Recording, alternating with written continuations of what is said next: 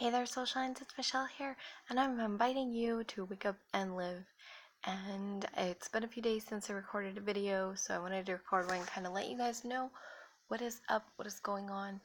Um, I've kind of been in a little bit of a funk again. Um, it's it's kind of been about some of the things that are me. I feel like sometimes when I go into a place where I feel peaceful, um, and sometimes feel more me, people are thinking I'm depressed. And so I've been evaluating that and just a lot of things that go around that. And um,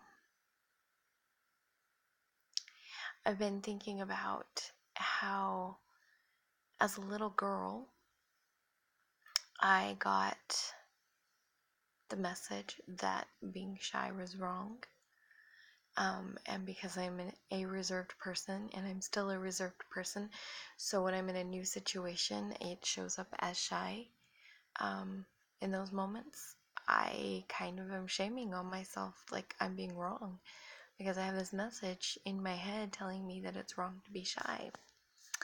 Um, there were certain kinds of personality traits that were rewarded in my family. Um, in not just in my family, but in high school and circumstances, like to be happy. If you're being happy, then you're rewarded. But it's not just that you are internally happy, you have to look happy. And so you have to be one of those like super bubbly people. And when I'm comfortable with my friends, I can be that. But even then, I tend to be um, a little more reserved, a little slower to laugh at things. Um, but some people have been shocked when I do laugh really hard at something because I tend to more just smile about them instead of being one of those giggly, laughy people. Not that I'm not a giggler, because I am quite a giggler. So I've had all these messages and all these things about what it's okay to be and what it's not okay to be, and those have just kind of been really in my face. Like, how can I be authentic and be me when I have all these stories that say that being one way that is probably more my natural way of being is wrong, and when I'm being that way, people think I'm depressed or something else. And as I was talking to my friend, we were talking about how if somebody believes that they're fat, it doesn't matter what they look like, people are going to notice fat on them. Even if they're a skinny person, like they'll notice that like little baby bump pudge thing. It's not a baby bump because that's being pregnant, but they'll notice that little tiny bit of something. Um, and they may not even have anything, but somebody might be more aware of their body, like the people around them, just because they have this image about it. They're like, if you look at some of the people in the world, there's a certain ethnicity that, like, for some reason society, or the US culture or whatever, has embraced that it's okay for that particular group of people to have some weight, and a lot of them are seen as beautiful and amazing and sexy women. And we're still working on embracing everybody that way. It's just certain groups of people that are seen that way. But you see those people and you put two people standing side by side, one who has been taught by her culture that having that little extra weight is beautiful and sexy and a good thing to have, and another one who has been taught that it is wrong and that it is bad and that she's fat.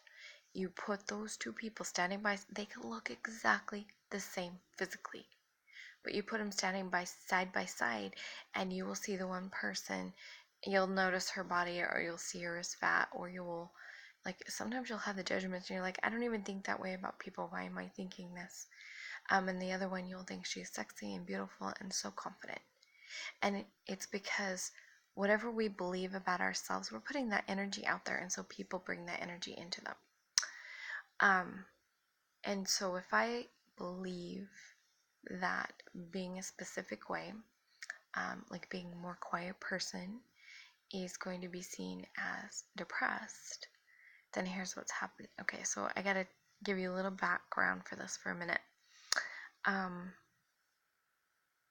When my parents were getting a divorce, I heard my mom all the time saying how she was worried about me because I was so withdrawn and so quiet, and things like that.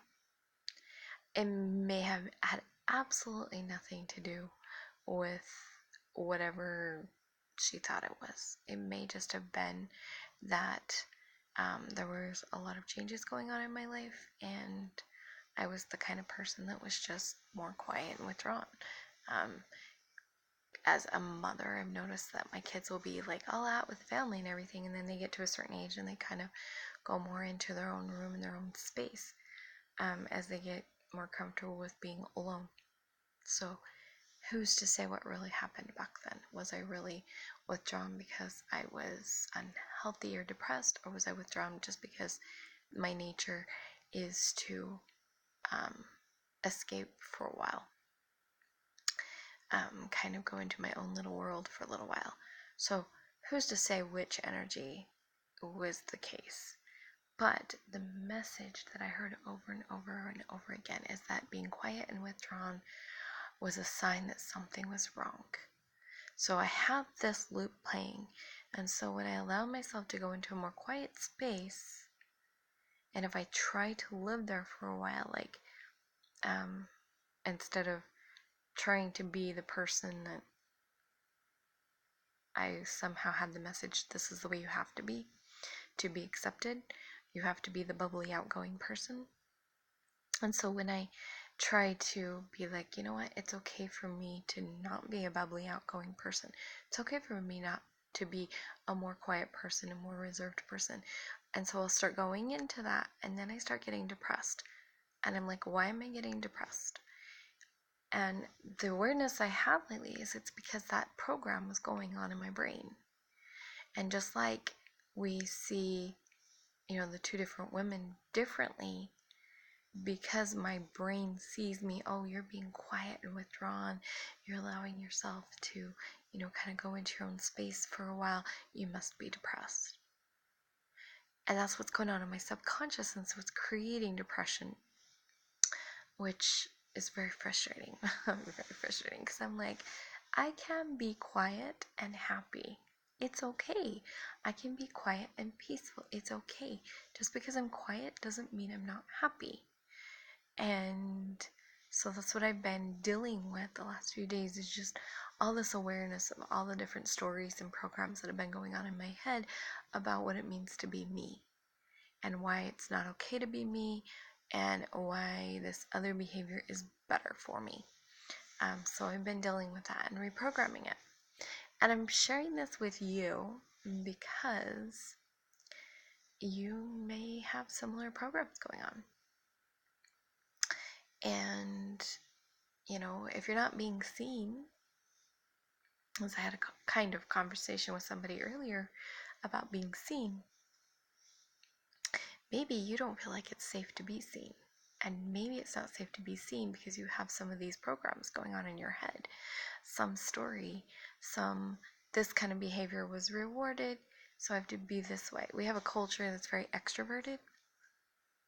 And so a lot of introverted people are forcing themselves to be extroverted because that was rewarded. There's a story I know of two sisters, and the one sister is naturally a bright and bubbly and animated person, and she's extremely extroverted, just the way she was designed. And as the younger sister saw that, she saw that her sister got a lot of attention for being that way, and her sister was seen and appreciated, and she even would get people asking her, why aren't you more like your sister? And so her subconscious took that as a message of, it's not okay to be you, so you have to pretend to be her. And so we have these kind of things going on because somewhere along the way we got the message that it wasn't okay to be us and that a different kind of behavior is going to be rewarded. Pretty fascinating to think about, pretty amazing to see how it all comes together. Like, there are so many threads to this, and that's one of the problems when you start doing belief work is we kind of get in this idea, if I could just clear that one belief, everything will clear up and it will be amazing. Well, sometimes it's more than one belief. Sometimes it's multiple beliefs. Sometimes you can dig down and get that very earliest belief and all of them unravel. But sometimes you have to get that earliest belief and there's still a few more that you have to get earliest beliefs on them as well. So, so that's my video for you guys today.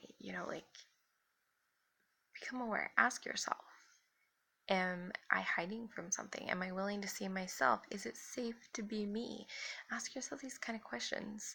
And if you need help doing the belief work, there's somebody like me that can help you. There are so many people out there that can help you.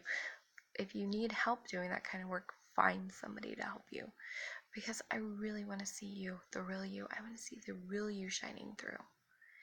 And, if you think that you're over passionate about something, maybe you're not. Maybe that's just you. I can get super, super passionate about things and highly animated about some things if I'm really passionate about it. And that's totally okay.